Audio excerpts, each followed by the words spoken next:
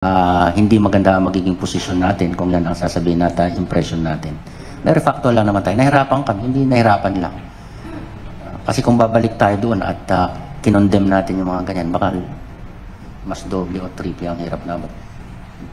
Karoon lang ng konting skirmishes, yung normal siguro na maging emotional sila. Emotional din kami kasi may objective tayo. Sa kanila, mayroon din silang proseso. Baka hindi rin namin naintindihan. Ayaw namin sabihin na ganun yun. Nahirapan lang kami. Pero mabilis ang kanilang cooperation naman. Sa paghuli, wala tayong naging problema doon.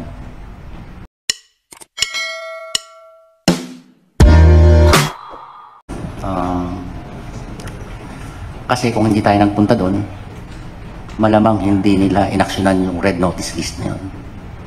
Kung natatandaan nyo, ang red notice list na yan ay nailabas ng Interpol yan February 27. So, since February 27 hanggang sa pagpunta natin doon, wala nangyari. Ang coordination naman natin sa kanila, in fairness to the authorities in Timor-Leste, ay matagal din.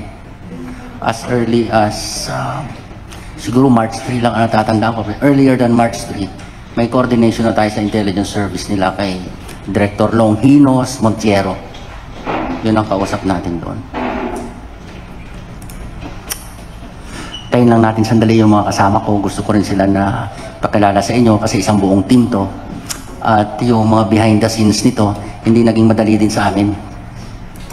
Ang pakipag-usap sa kanila, kaya lang hindi natin pwedeng hindi maintain yung magandang relationship natin dahil babalik tayo doon, baka mas lalong mahirapan yung team na babalik. So tayo, maganda ang pakikitungo at hinarap naman tayo ni President Horta dito sa usapin na ito.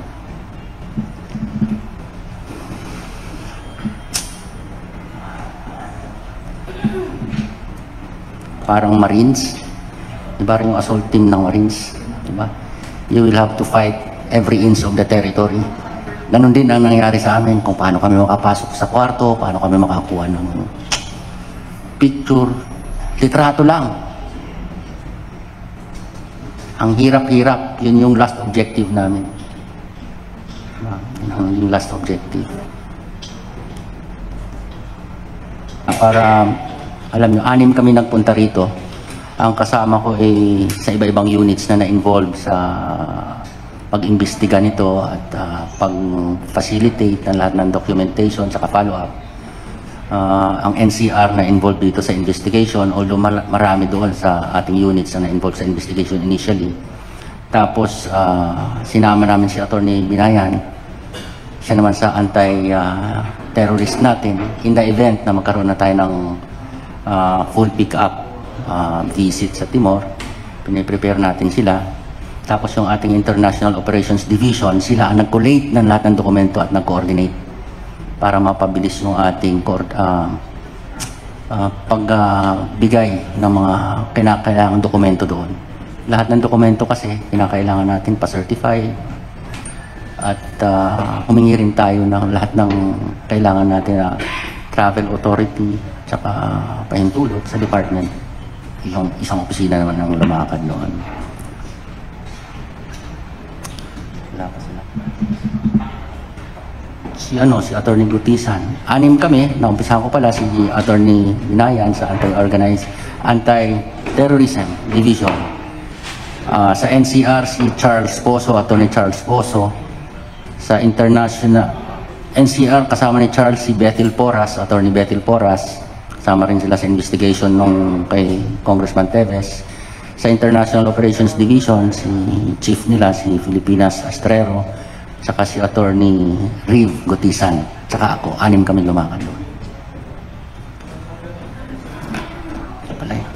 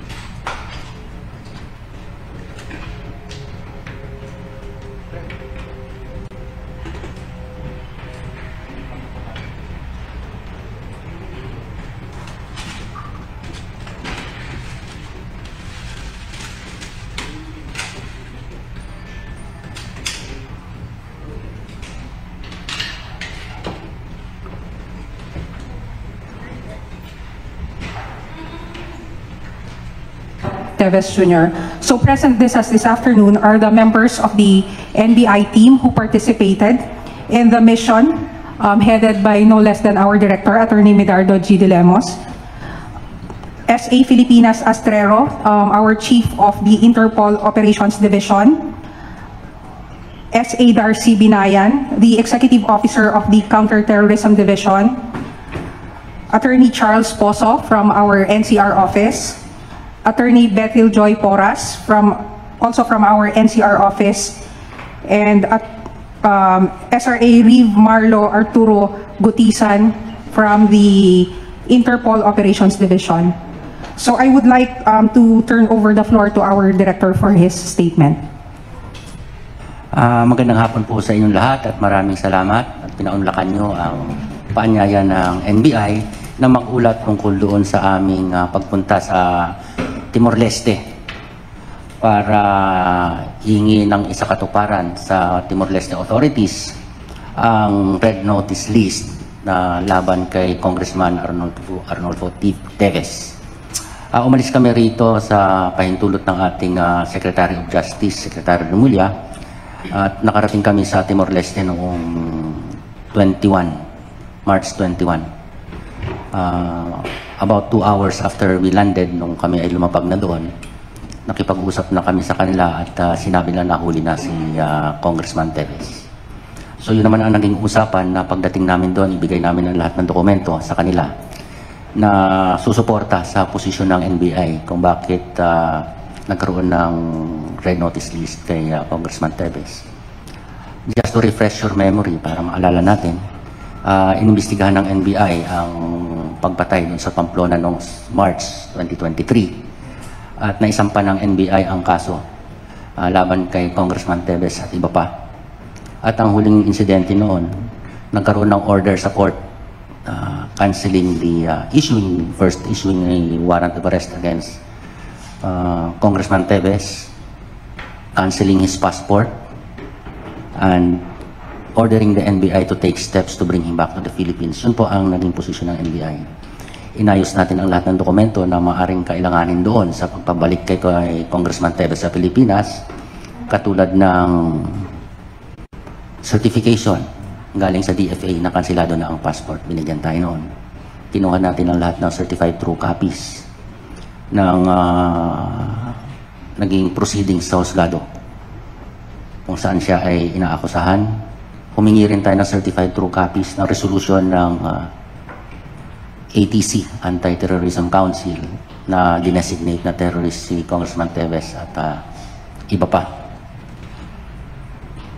Halos yun lang ang kung may kulang man, dagdagan niya mamaya ang mga dokumento na dinala namin doon. And as early as about March 3 or March 1, nakipag-ugnayan na tayo sa taga Timor-Leste at ang naituro na ating contact person doon na makakatulong, yun mismong pinaka-director ng kanilang intelligence service, si Director Longinos Montiero. At ang isa pa doon ay yung ating counterpart sa Interpol NCB natin dito, si Director Vicente Fernandez Brito. Sila po ang Interpol doon. Pagdating natin doon at bago tayo dumating doon, nakipag-unahan din tayo sa ating ambassador kay Ambassador Belinda Ante, at binibrief din niya tayo kung ano ang naging sitwasyon doon sa Timor. So fast forward, pag landing natin, 2 hours after, may 2 oras, sinabi na sa amin na nahuli na si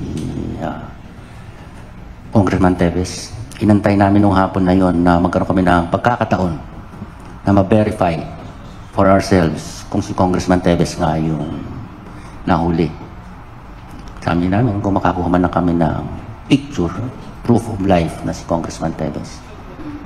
Medyo mahirap ang naging proseso ng araw na yung first day na yun. Akala namin bibigay na yung opportunity na makuha ng picture. Hindi. So nag-isip kami kung ano ang next move natin. Maraming ganong challenges na medyo sa tingin namin nahirap. So natapos yung araw, gano'n na lang, kinabukasan. Attempt uli, mukhang nararamdaman namin na talagang pinapahirapan kami. So, wala. humingi kami ng audience kay President Horta. Nagpasalamat kami, tinanggap kami, kinausap kami ng mga siguro mahigit, more or less mga 1 hour. Alas 12 nung second day, 22. At sinabi namin, we extend the gratitude of the Filipino nation, our President, our Secretary of Justice, and our agency in acting swiftly in effecting the arrest of Congressman Teves. But we have one request, Mr. President, addressing myself to President Horta.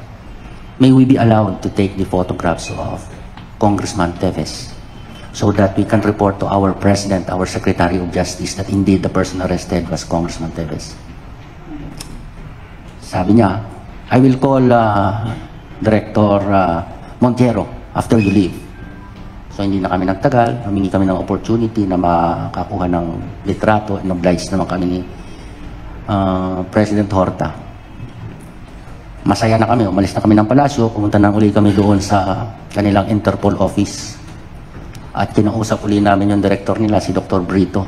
Sabi niya, in-explain niya, ganito ang proseso sa kanila. At medyo mahirap. Tapos ipipresent si Congressman Teves sa korte para malaman kung ano ang gagawin kasi doon ang proseso. Ganun daw ang proseso sa Timor. Kung anong mga steps ang gagawin kung sakaling pagbibigyan ang hiling ng Pilipinas na maibalik si Congressman Teves dito.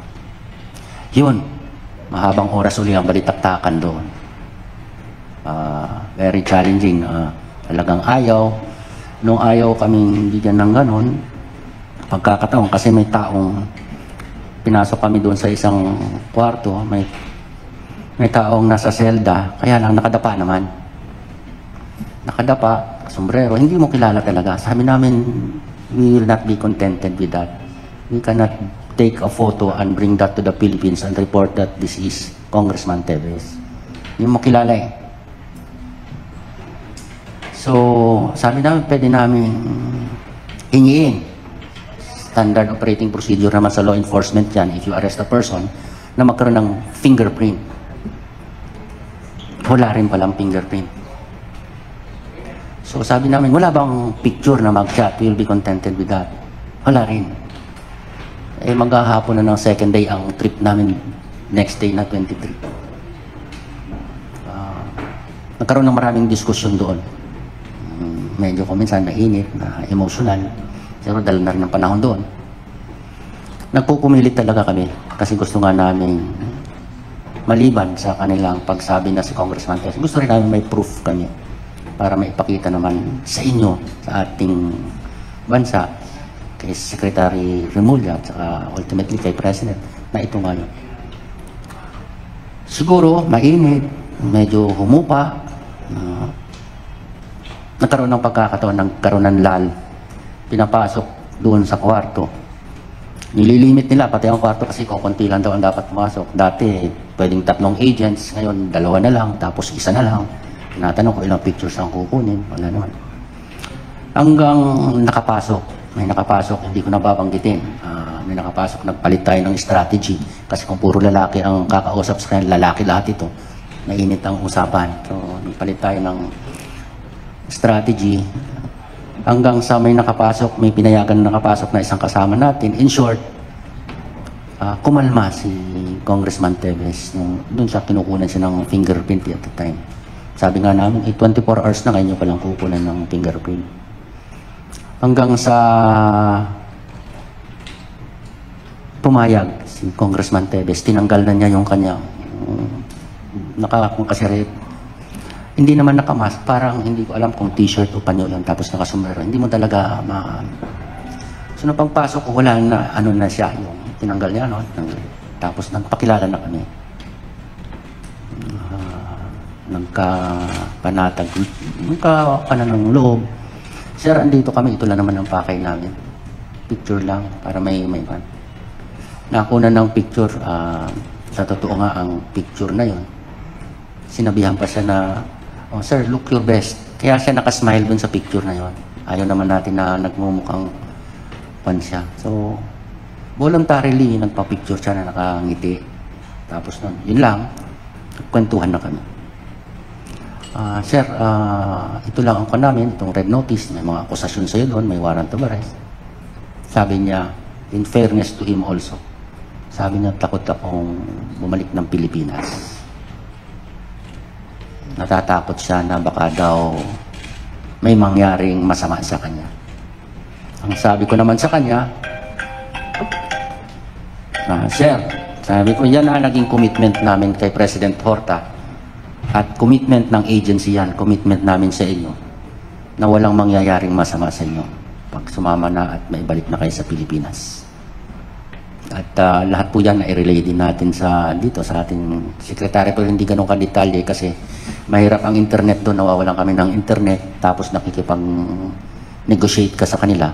So medyo maiksi lang ang oras na pagbalik lang nandun sa hotel, saka kami nakakapag-internet at nakakapag-update. So yan ang buong pangyayari.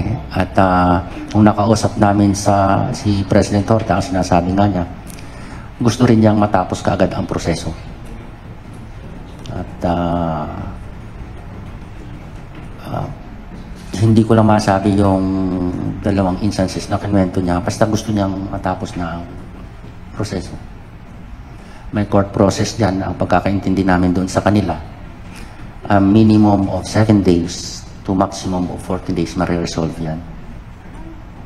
Sa atin naman, ang position natin doon ay may cancellation of passport. So ang option nasa sa kanila kinancel na ang passport as far as we are concerned. Kung ganun ang nangyayari, ganun din ang nangyayari sa atin. Pag may mga request yung mga counterparts natin sa ibang bansa, kansiladi undocumented alien, kinukuha ng NBI yan, tina-turn over sa immigration kasi immigration issue na yan. At ganun din ang naging posisyon ni President Horta nung nag-uusap kami. Hindi ko alam kung ano naman ang nagiging legal proceedings na ginagawa nila doon. So yan po ang buong pangyayari doon sa aming pagpunta sa Timor-Leste at kami naman ay naghahanda in the event na pahintulutan nilang kunin natin si Congressman Teves doon. Nangako sa atin ang embassy na i-monitor nila kung ano ang update doon sa proceedings at may assurance naman sa atin si Director Montiero na i-update niya tayo kung ano ang magiging terminal point ng kanilang legal proceedings doon. So yan lang ang aming maiulat sa inyo at yan ang nangyari doon sa Timor-Leste. Katulad din nga ng mga foreign counterparts natin, pag may request dito sa atin, hindi sila pwedeng mag-participate sa enforcement operation. Ganun din sa atin doon. I-inform ka lang na nahuli na. Dito ganun din. Pag may mga request sila, hinuhuli natin at sinasabi na nahuli na. Sinusunod naman nila ang proseso natin at tayo rin. Pinangako natin sa kanila that we will respect and wait for the proceedings, legal proceedings against Congressman Teves. Yan lang po ang masasabi ko. Sige, mga konting tanong lang. Sino ang... Director, sorry. Okay. Kayo lang yung nagsabi na nahirapan kayo sa would it be fair to say na may indication na may influence si Teves sa ilang mga officials or mga empleyado pamahalaan? Ayaw kong sagutin ng tuwiran yan na Nico. Kasi babalik pa tayo doon. Babalik pa tayo doon. Hindi maganda ang magiging posisyon natin kung yan ang sasabihin natin, impression natin. Pero factual lang naman tayo. Nahirapan kami, hindi nahirapan lang. Kasi kung babalik tayo doon at kinondem natin yung mga ganyan, baka mas doble o triple ang hirap na. Karoon lang ng konting skirmishes, yung normal siguro na maging emotional sila. Emotional din kami kasi may objective tayo. Sa kanila, mayroon din silang proseso. Baka hindi rin namin naintindihan. Ayaw namin sabihin na ganun yun. Nahirapan lang kami. Pero mabilis ang kanilang cooperation naman. Sa paghuli, wala tayong naging problema doon. Reggie?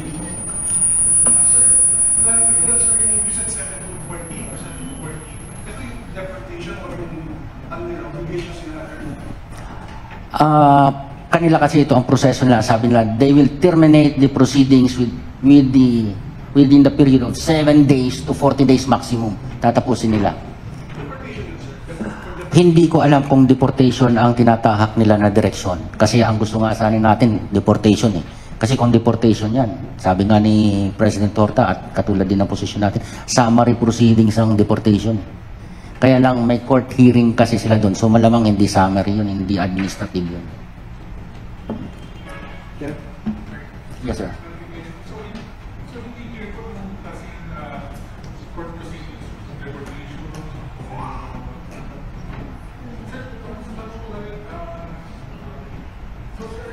Hindi pa nag-uumpisa yung deportation proceedings na yun. Parang determination lang yata yun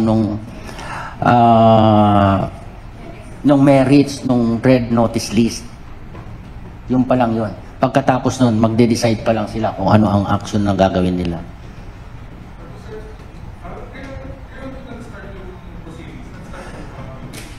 Hindi, nung andong kami, nung hapon na yun mismo, nag-umpisa na. Pag alis namin, meron pang isa. Mabilis sila.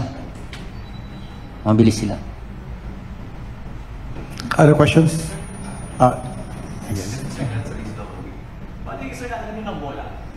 Nasa kanila. Hindi naman sa wala tayong laban. Alam mo, napakalaking bagay, no? Pinuntahan natin sila. Kasi kung papel lang ang pag-uusapan, ay ang tagal na ng red notice list na yon. Hanggang doon lang ang masasabi natin. February 27 yun. Baka hindi tayo dumating doon, baka hindi sila ganun ka-agresibo mag-enforce ng red notice list.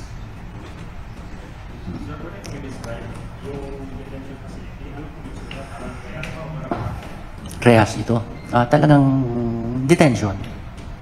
Hindi lang namin kinuha ng picture kasi ayaw rin namin sirain ang commitment namin na hindi kami kukuha ng picture hanggat hindi namin kilala yan.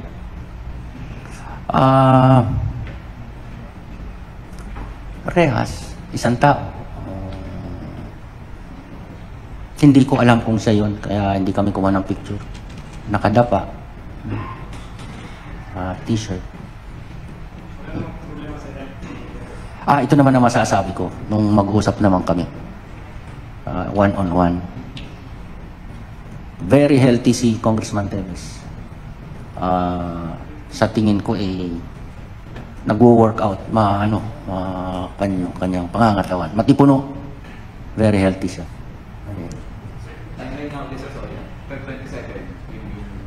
Issuance ng red notice list. Siguro tayo, nung pinursigin natin yung red notice list na yan dito sa Interpol natin, mga 5 days, para ma-comply natin yung mga dokumento. Kasi madami silang hinihingi ng dokumento. Unang attempt namin kulang. Pangalawang attempt kulang pa. Mga 5 days. Mga 5 days. Mabilis na rin ang Interpol kasi marami silang hinihingi nun. Then you went there, gano'n ang ulit? 21. Oo. Yung 21 natin na yon, kasi iniipon natin lahat ng dokumento na kailangan natin. Yung humingi tayo ng certification from the DFA of the cancellation of the passport. Tapos habang nagko-coordinate kami doon sa kanila, kailangan pala yung certified true copies yung court resolution ordering the NBI to bring back Congressman Teves, tsaka yung order ng cancellation of passport. Gusto nila pati yung information, yung buka, ang kapal nun.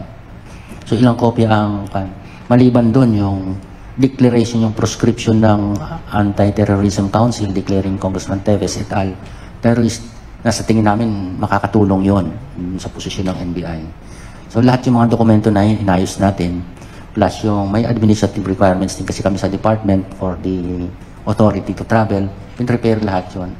At all that time, si Director Longinos na siya ang ating kausap doon, parati ring nasa labas. Nung una nating kausap siya, kasama siya ni President Horta, nasa Cambodia yata.